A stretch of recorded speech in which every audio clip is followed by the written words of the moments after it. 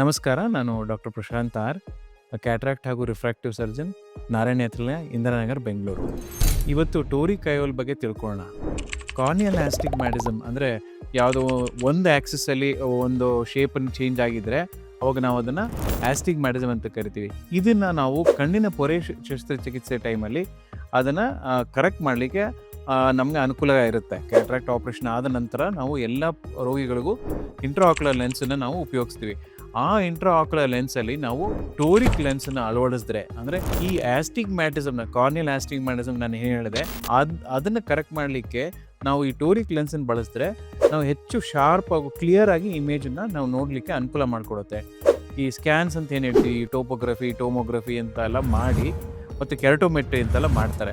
ಆ ಟೆಸ್ಟ್ಗಳನ್ನು ಮಾಡಿ ಅದರ ಎಷ್ಟು ಪ್ರಮಾಣದಲ್ಲಿ ಆಸ್ಟಿಗ್ಮ್ಯಾಟಿಸಮ್ ಇದೆ ಅನ್ನೋದನ್ನು ಕಂಡುಹಿಡ್ಕೊಳ್ತಾರೆ. ಆವಾಗ ಅದನ್ನು ನೋಡಿಕೊಂಡು ಕೆಲವರಿಗೆ 0.75 ಡಯಾಪ್ಟರಿಂದ ಹೆಚ್ಚಿನ ಪ್ರಮಾಣದಲ್ಲಿ ಆಸ್ಟಿಗ್ಮ್ಯಾಟಿಸಮ್ ಇದ್ದವ್ರಿಗೆ ಈ ಟೋರಿಕ್ ಲೆನ್ಸನ್ನು ಅಳವಡಿಸ್ಬೋದು. ಇದರ ಬೆನಿಫಿಟ್ಸ್ ಏನಂದರೆ ಅದು ಕ್ಲಿಯರ್ ಆಗಿ ವಿಷನ್ ಕಾಣಲಿಕ್ಕೆ ಅನುಕೂಲ ಮಾಡಿಕೊಡುತ್ತೆ ಹಾಗೂ ಶಾರ್ಪ್ ಆಗಿರುತ್ತೆ ಇಮೇಜಸ್ಸು. ನೀವು ಇಂಡಿಪೆಂಡೆಂಟ್ ಆಗಿರ್ಬೋದು, ಗ್ಲಾಸಸ್ ಇಲ್ಲದೇ ನೀವು ಅಟ್ಲೀಸ್ಟ್ ದೂರಕ್ಕೆ ಮೋನೋಫೋಕಲ್ ಆದರೆ ಅಟ್ಲೀಸ್ಟ್ ದೂರಕ್ಕೆ ನೀವು ಕ್ಲಿಯರ್ ಆಗಿ ನೋಡಲಿಕ್ಕೆ ಅನುಕೂಲ ಮಾಡಿಕೊಡುತ್ತೆ. ಈ ಟೋರಿಕ್ ಲೆನ್ಸನ್ನು ಉಪಯೋಗಿಸಿದಾಗ ನಾವು ಹೆಚ್ಚು ಸ್ವತಂತ್ರವಾಗಿ ನಾವು ಇರಲಿಕ್ಕೆ ಅನುಕೂಲ ಆಗುತ್ತೆ.